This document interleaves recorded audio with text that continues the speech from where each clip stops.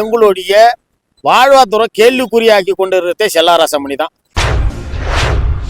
750 to 1000 கோடி சொத்து வந்ததுன்னா நீ எந்த ஊழல் எந்த குத்துதார மிரட்டி எப்படி சம்பாதிச்ச? ஐயா முதலமைச்சர் அவர்களுக்கு இந்த மாதிரி தலைவர்கள் உடனடியாக சொத்துக்களை பறிமுதல் செய்யணும்.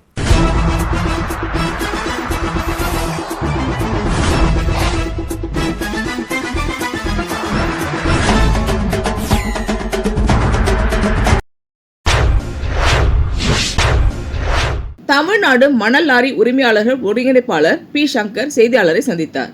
நடைபெற்ற இந்த செய்தியாளர் சந்திப்பில் சேலம் மாவட்ட தலைவர் கார்த்திக், செங்கல்பட்டு மாவட்ட செயலாளர் காமராஜ், தஞ்சாவூர் மாவட்டத்தை சேர்ந்த இஸ்மாயில் ஆகியோர் உடனிருந்தனர். தமிழ்நாடு மணல் லாரி உரிமையாளர்கள் ஒருங்கிணைப்பாளர் பி. சங்கர் செய்தியாளரிடம் கூறுகையில், தமிழகத்துல 1 லட்சத்துக்கு மேற்பட்ட லாரி உரிமையாளர் இருக்கிறோம். அதை சார்ந்த தொழிலாளர் கிட்டத்தட்ட ஒரு 50 லட்சம் பேர் இருக்கிறோம். எங்களுடைய வாழ்வாதாரம் 3 ஆண்டுகளாக கேள்விக்குறி ஆகிவிட்டது. மணல் குவாரி 3 ஆண்டுகளாக இல்லை.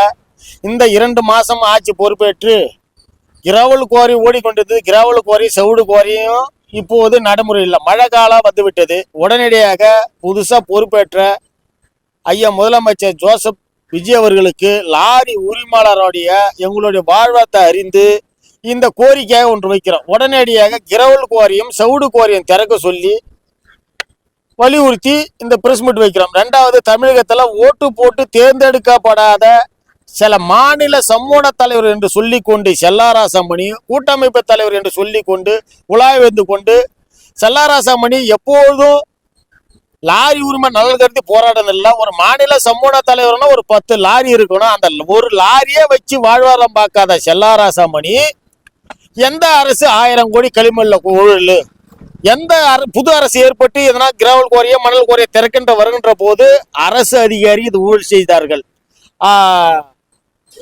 அவரு டைரக்டர் ஊழல் செய்தார், அவரு செய்தார், இவரு செய்தார், 7 பேச்சு ஊழல் செய்தார். இப்படி புலம்பு கொண்டு எங்களுடைய வாழ்வாதாரம் கேள்விக்குறியாக்கி கொண்டிருக்கிறதே செல்லாராசமணி தான். ஆனா செல்லாராசமணி கடந்த ஆட்சியில் 5 அடி எடுக்க பெர்மிஷன் கொடுத்தாங்க, 30 அடி எடுக்க சொன்னாங்க. ஆனா 30 அடி எடுத்தது யாரு? எஸ்ஆர் நிறுவனம். ஏன் அப்போது செல்லாராசமணி மாநில சமூக தலைவராக தானே இருந்த? ஏன் அப்பெல்லாம் வாயை திறந்து லாரி உரிமை நலன் கருதி மாநில சங்க தலைவர் போர்வில் இருக்கிற நீ ஏன் பேட்டி கொடுக்கல? ஏன் அதை பத்தி நீ வாயை திறந்து பேச முடியல? இப்பொழுது ஒரு தனிப்பட்ட ஒரு குத்துதாரம் மட்டும் தாக்குதல் செய்து கொண்டு அவர் எடுத்து நடந்த 4 மாசமோ 3 மாசமோ அதுக்கு முன்னாடி நடத்துறத பத்தி குறை சொல்றது இல்லை. எப்போ பார்த்தாலும் வாயை திறந்தாலும் அரசுக்கு 50,000 கோடி ஊழல், 50,000 கோடி ஊழல். ஆனா நீ 2012க்கு மேல வெளியே வந்து சாதாரண மாவட்ட சங்கமா இருந்து மாநில சங்கமா உருவாக்குனா அன்றைக்கு உனக்கு எத்தனை ஏக்கர் சொத்து, எத்தனை லாரி வச்சிருந்த, இன்னைக்கு எத்தனை 1000 கோடி சொத்து, கிட்டத்தட்ட ஒரு 750 கோடி சொத்து வந்துக்குதுன்னா 750 to 1000 கோடி சொத்து வந்ததுன்னா நீ எந்த ஊழல் எந்த குத்துதார மிரட்டி எப்படி சம்பாதிச்ச? உனக்கு எத்தனை லாரி ஓடிச்சு? நீ லாரி உரிமை நலன் கருதி எப்படி பொதுத்தளத்துல நீ பேசுற? அந்த அரசு அதிகாரி மேல, இந்த அரசு அந்த அரசியல்வாதி மேல வழக்கு போன, இந்த அமைச்சர் மேல வழக்கு போன, இவரு போன. நீ என்ன ஓட்டு போட்டு தேர்ந்தெடுக்கப்பட்ட தலைவரா?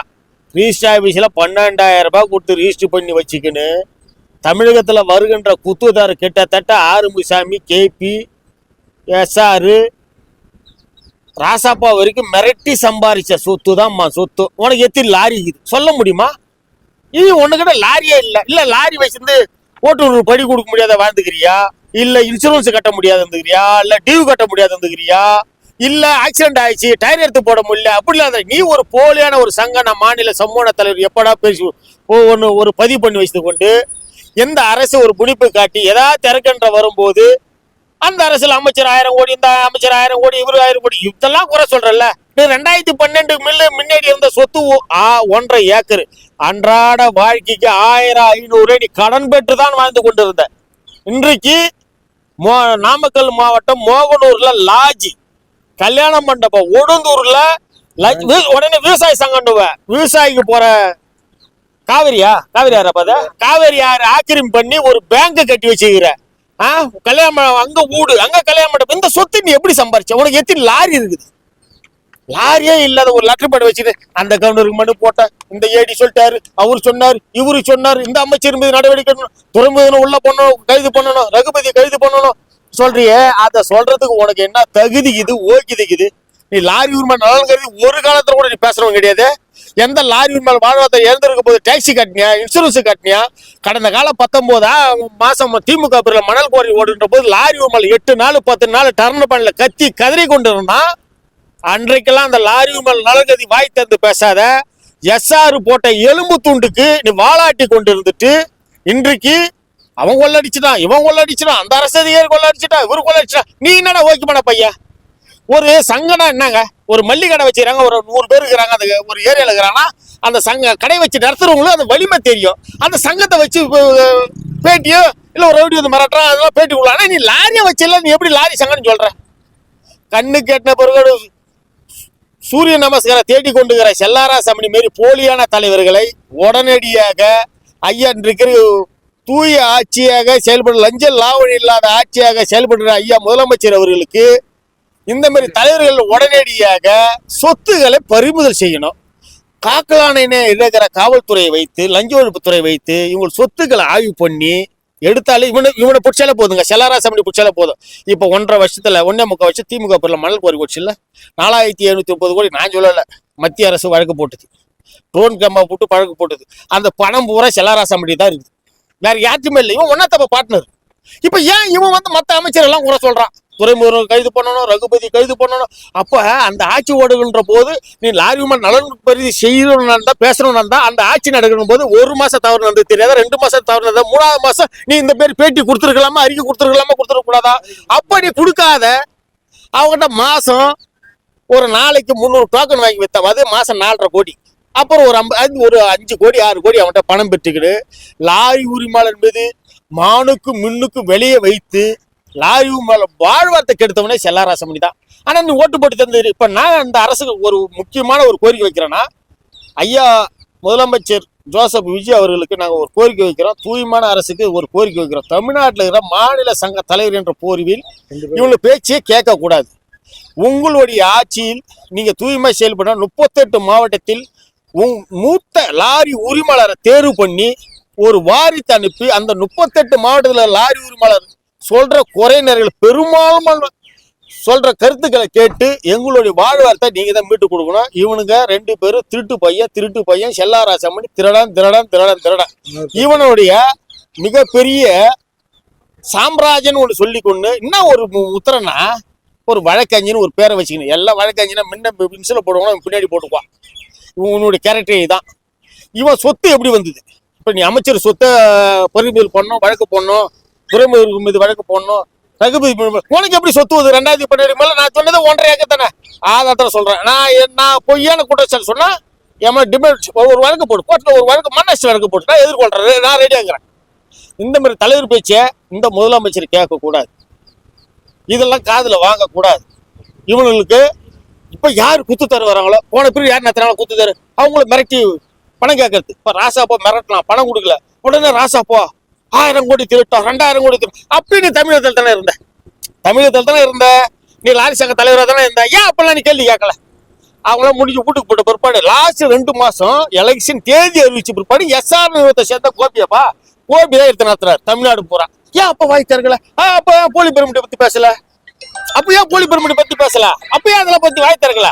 இதெல்லாம் ஒரு சுயநிலையோடு நீ பணம் சம்பாதிக்க நீ தற்கூரியா இருந்துக்கின்னு ஒட்டு மொத்தமா 1 லட்சம் லாரி மத சார்ந்த தொழிலாளர்கள் 50 லட்சம் பேர் குடும்பத்தை வாழ்வத்துக்கு எடுத்துக்கின்னு எந்த அரசனா முன்னிறுத்தி வருகின்ற போது இந்த குவாரியை திறக்கணும், மணல் குவாரி திறக்கணும், கிரால் குவாரி திறக்கணும்னு வாயை திறக்கின்ற போது அந்த மனுஷர் கொள்ளடிச்சாரு, இவரு கொள்ளடிச்சாரு. உனக்கு என்னடா வக்கு? நான் சொல்றேன், உன் அப்பா விட்டுது 1.5 ஏக்கர், மோட்டர் கிடையாதுங்க, சர்வீஸ் கிடையாது, அதுல இம்மா சொத்தை நீ சம்பாதிச்சு வச்சுக்கிற. நீ கிட்டத்தட்ட 750 கோடி 1000 கோடி சுத்தி எப்படி வந்து உனக்கு? ஒரு லாரிக்குதா? ஒரு டாக்ஸி அரசுக்கு கட்ட வக்கு இல்லாத போய்தானே நீ எப்படி லாரி உரிமையை பத்தி குறை சொல்லிக்கிற?